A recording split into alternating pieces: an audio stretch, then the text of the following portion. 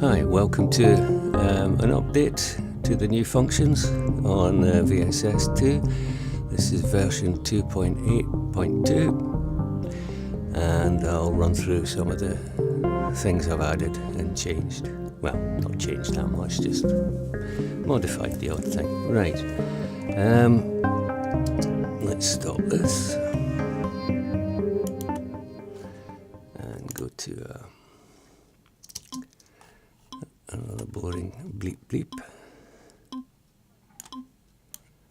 So let's get something with some sustain on it.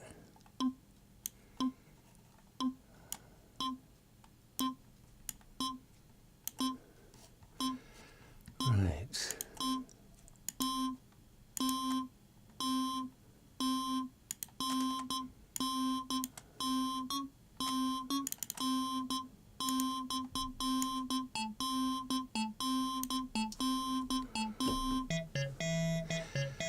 Right, we've just got a basic sequence going there, and the new thing is for I've added switches for switching transposition on and off, so that you can have a sequence playing and transpose other sequences around it, like a pedal, I believe the technical jargon. Right, so we'll just set P1 up.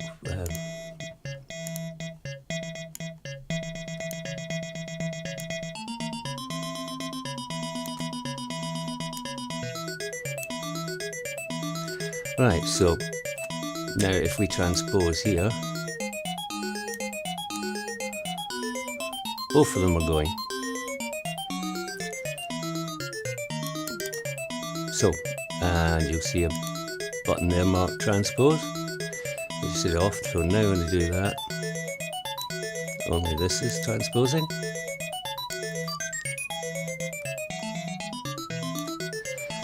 And obviously if I switch it off there, nothing's transposing.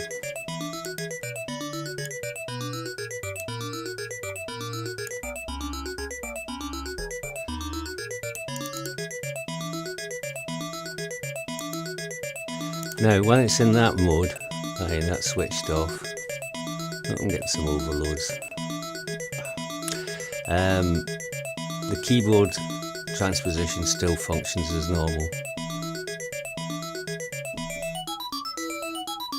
That's me on the keyboard.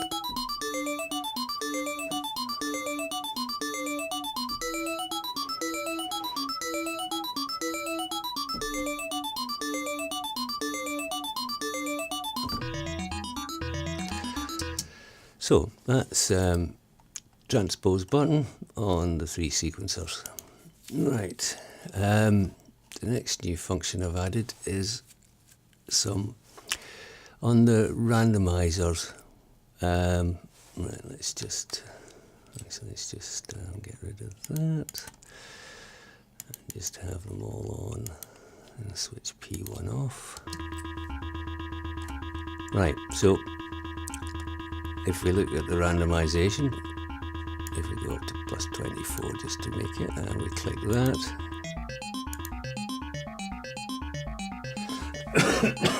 we get the randomizing function as per. Now before there was a little blue dot, which meant every time it hit the start point, it would re-randomize. So what I've got now is a counter. So now if we set that to 2, so that's your counter set, and that's a little monitor that counts down.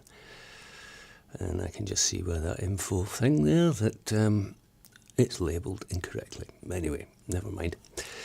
Right, so now when I push play, it will play it twice and then randomise.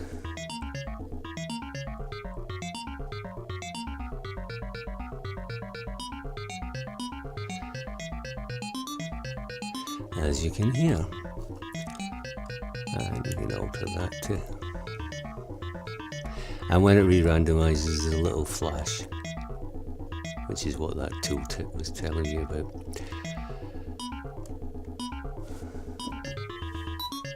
And that's the same for velocity.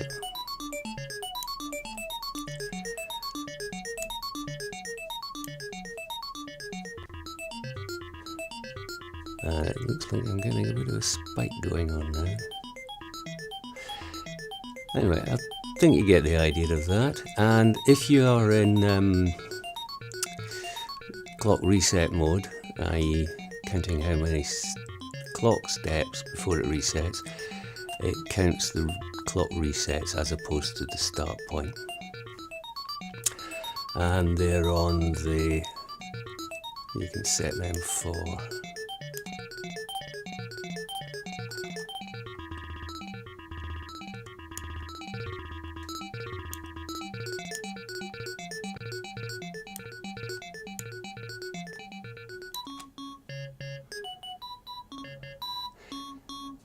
and as you can tell, we're starting to get variations now. Using that's actually best to use it with the clock, because then, oops, come on Michael, 16 please. This thingy software's messing me about. So it's still going to reset every 16 steps, but the step lengths, as you can see, are varying. And there's the ratchet number, and if we put the ratchet, we'll get some ridiculous ones in a minute or two.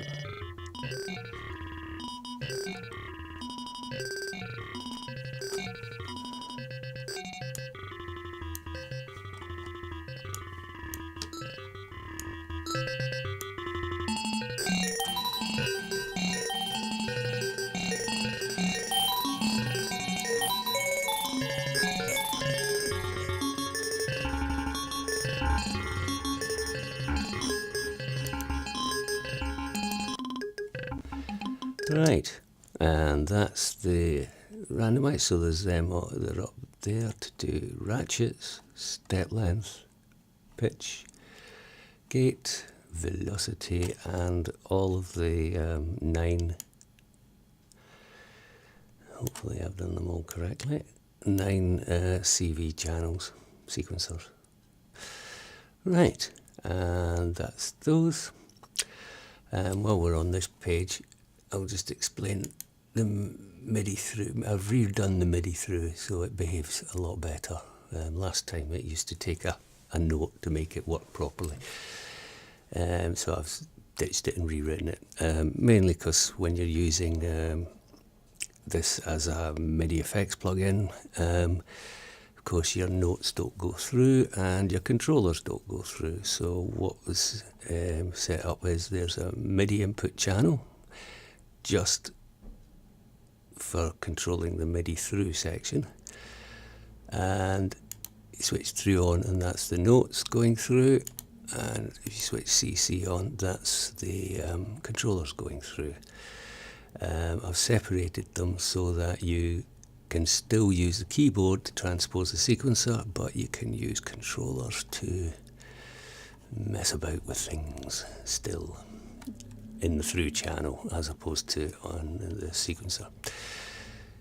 And there's a through volume which you need to switch on and off. Right, and we've covered those in the past. I can't remember what they're doing anymore. We've also got the full randomize button, which just does everything, and if you want that to be sequenced, you can sequence it from one of the steps. Switch sequencers, too many S's, and that freezes all the randomization. So I'd recommend a MIDI controller for that button so that you can just go, I like that, push, and it should just stay where it is, other than any other evolving things you've got set up, but all the randomization will stop. Thank you. And this little 2 next to it is a MIDI channel for controlling just the master MIDI section, which is set to 2 at the moment, which probably will confuse people, so I recommend you probably put that back to 1 initially. The reason I set that up was for when I did set up this lot of controllers. Well, that should be the same MIDI channel. I haven't looked at this for a while, so let me just go back. Ah, good, yes. So I changed that to 2. It's exactly the same one. Good. Because I was running out of controller numbers to control all of these and everything else, so this section's separated. Well, we're just talking about this. I've hardly used it since I started it, since I set it up, so it's actually muted in the structure. All it needs is to be unmuted and it will come back into power again, as it were. Right, so, but that controls, if you want a MIDI control for the bank and all of that, like I've got. And I think that button, I can't remember. Oh dear, things I haven't checked. Right, okay, that's what that is. I would suggest you put that to 1. So that all your controllers are all working on 1, and then if you start getting doublers for something up here, you can set it to 2 or whatever. Right, that is that. The next thing I've added, which would give us step probability type responses, so let's go back to just a straightforward sequence, and we'll actually, let's just get all of them on, and we'll make step 5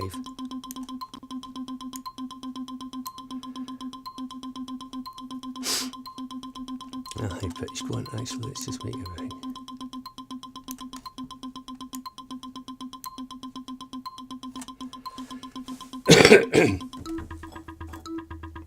That's probably more noticeable. Right.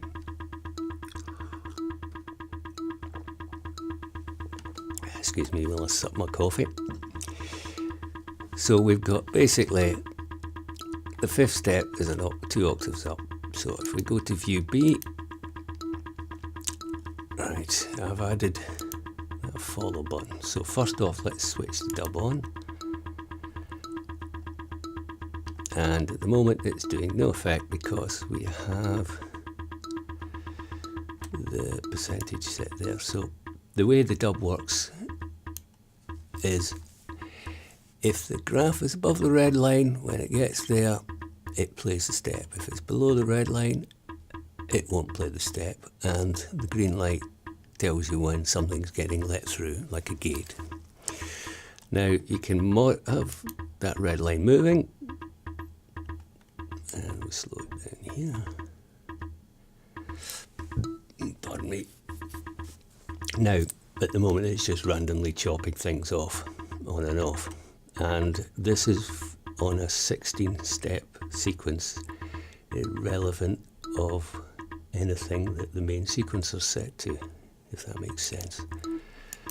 Say, for instance, I set that to start at 6, so it's running 6 to 13.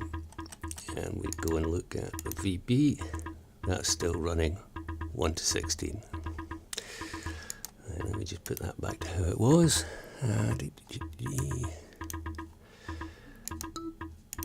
Right, so now let's just switch that mod off. Right, so if we put all of these to full,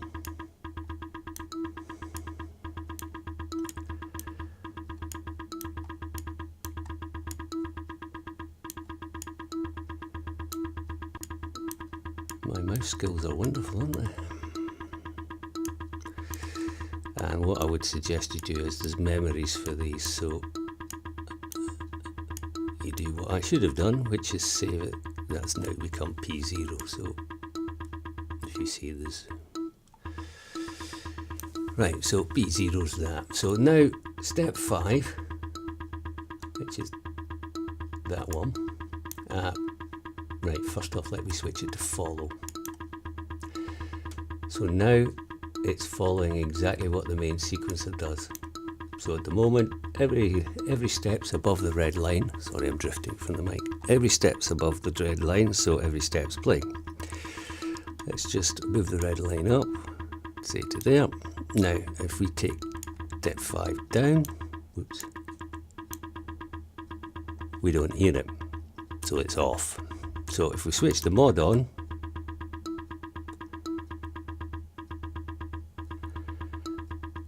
it's basically playing every now and again. And if you want that to happen more often, raise this up a bit. Oops, and try not to do what, make a mess like me. And if you want it to happen very infrequently, and your mod for that moving up and down, the moment it's a triangle wave, we can set that to random, and we can speed it up. It's not synchronized to the main sequencer other than when that button's on. Whenever there's a reset in the main sequencer, it will reset this to the start, so that it always starts roughly in the same place. But the speed is not synchronized. That's your frequency, and trying to remember what that is. That's the shape of the waveform, which is irrelevant in random. That's your amplitude, and that's your center point for the red line. As you can see, so that's giving you, in essence, step probability on step 5. And you can do exactly the same on the other sequencers. You could before, I just didn't realise it. The S-Link button, to be honest, that probably should be S-Link as well, but it's too late now. Basically, when these are running, have I got one triggered? I suspect not. No, right, let's.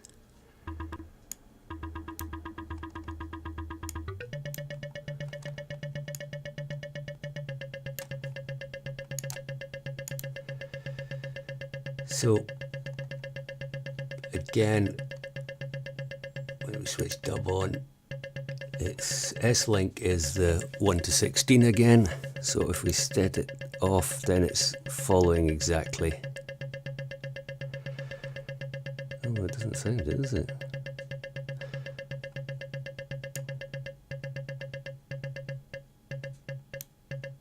It maybe needed an adjustment. Right, so everything above the red line, and then you can almost use it as a traditional sequencer then.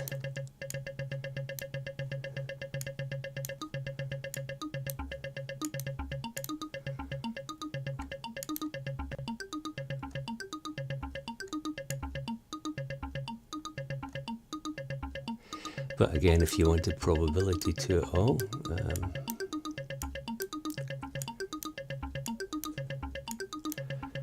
or if you just want a sort of random probability.